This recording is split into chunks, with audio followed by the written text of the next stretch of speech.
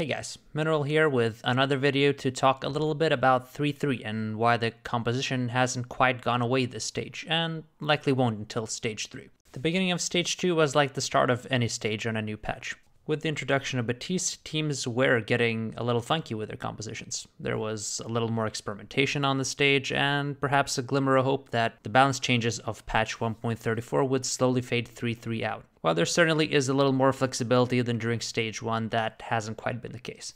Sure, Baptiste has added a little spice to assault maps where well-drilled bunker compositions have had and continue to have some success against 3-3. Stage 2 is certainly a little less heavy on 3-3, but even so, more and more teams are reverting back to some variety of goats on a good chunk of the map pool. But why is that? Obviously, most teams have invested a ton of resources into polishing their GOATS play in the last couple of months, and dusting off your DPS play against well-drilled GOATS teams is easier said than done. 3 support compositions really thrive because of the way tempo and ultimates work in Overwatch, and because of their incredible sustain and brawl potential.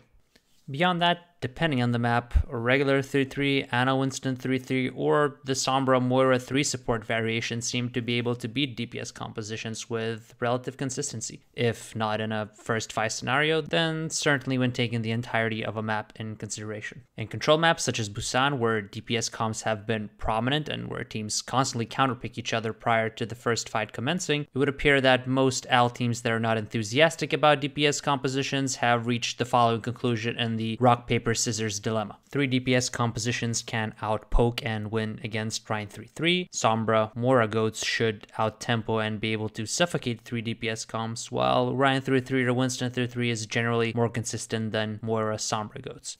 This essentially means that unless you throw in a sweet little wrinkle like Houston did against Vancouver by rolling out with a Torbjorn Orisa Soldier 76 composition, which did seem to catch the Titans a little off guard, you mostly have to adhere to what seems figured out. But why do the matchups seem to turn out this way? Well, the 3 DPS composition is extremely prominent in open maps where it can out-rotate and poke down a slower composition. The Sombra Moira Winston variation, however, has plenty of tools to deal with that. First off, the buffed Moira adds both additional sustain and makes it more difficult for the enemy Hammond, Tracer, and Sombra to kill catch with no Zenyatta on the board. The composition usually sends Winston on a Widowmaker marking mission, while the rest of the team otherwise sticks together and seeks out close-range brawls. It's also a very mobile composition that is great at cutting off rotations. Once map control is established, your own Sombra allows you to scout deep and play at a blistering pace, minimizing the space a Widowmaker has to work with. This also means that once you lose map control as the 3 DPS team, you're immediately under extreme pressure.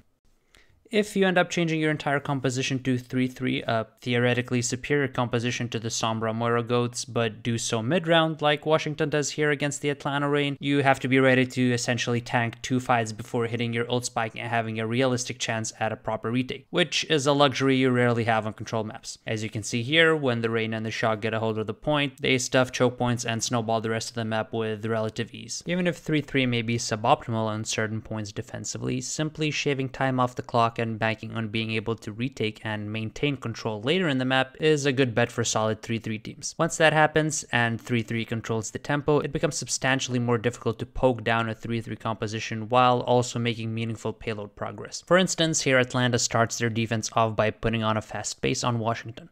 It's going to be difficult to full hold the first point of Eichenwald against Washington's composition, but Atlanta takes 2.5 minutes off the clock before finally being executed on and wiped. Having blown most of their ults, the Justice proceed to swap to 3-3. However, now they have to deal with Atlanta's huge ult spike and essentially surrender a couple of fights in a row as well as several minutes before building up an ult economy and winning their second fight. Meanwhile, the Reign, who is playing the long game, can set up in front of the enemy spawn, play power positions, and brawl with a comfortable cushion with the payload at a halt. In the game between the Guangzhou Charge and the San Francisco Shock, we saw a similar story. Shock maintained presence on point A, shaved 2 minutes off the clock, but eventually lost to the DPS composition.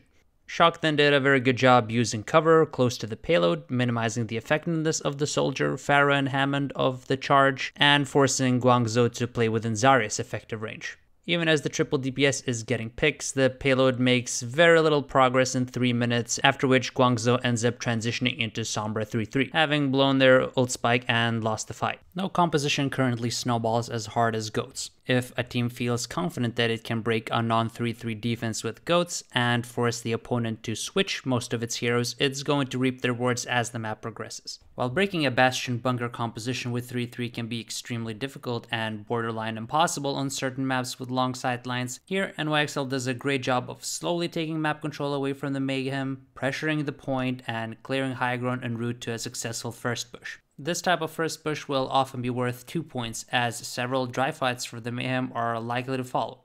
And NYXL does indeed breeze past point B and ends up finishing the map with several minutes in its time bank. Here, Paris opts for a 3 DPS defense on Blizzard World. To this, Dallas answers with a 3 support McCree variation, a composition that, if needed, transitions into 3-3 much easier compared to its 3 DPS opponent, all while keeping its ult economy intact.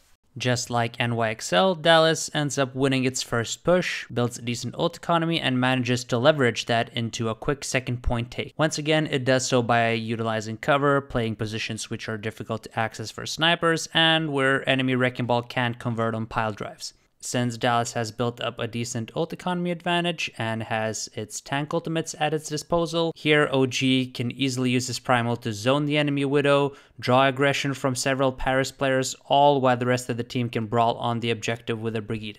That is certainly a much less lucrative of a proposition for the 3 DPS composition, which has its major threats negated and simply cannot sustain in a lengthy brawl or maintain a presence on the objective.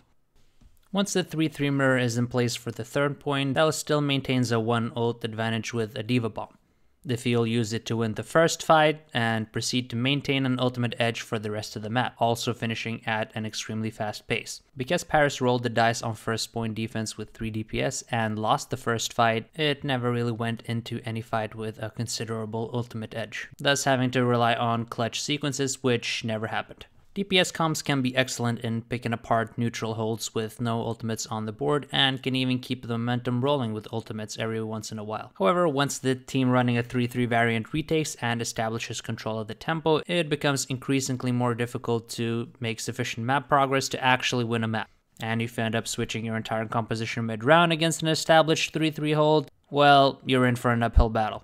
This is why a lot of teams are once again opting into 3-3 mirror matchups on a lot of the maps, even when the opponent on the day may be more proficient with the composition. It's certainly not impossible to make DPS heavy composition work, but it takes a ton of mechanical skill and a decent amount of clutch moments when going up against truly coordinated and fundamentally sound 3-3 teams. The margin for error is just extremely thin. Polishing mechanical skill takes time. Time teams can't quite afford to spare right now, with every single game being worth so much. Perhaps with another patch and a longer mid-season break this year, the tide could shift heading into Stage 3, but it does feel like GOATS is here to stay for a while longer. And that's it, everyone. I hope I was able to shed some light as to why teams who haven't necessarily been grinding funky compositions over a long period of time, like for instance the Chengdu Hunters have, are hesitant about moving away from 3 support compositions as their core element in the game's current state. As always, if you enjoyed the video, please subscribe to the channel, drop a comment, give me a follow on Twitter, and let me know if there's any other type of content you're interested in. Thanks for watching, everyone. Till next time.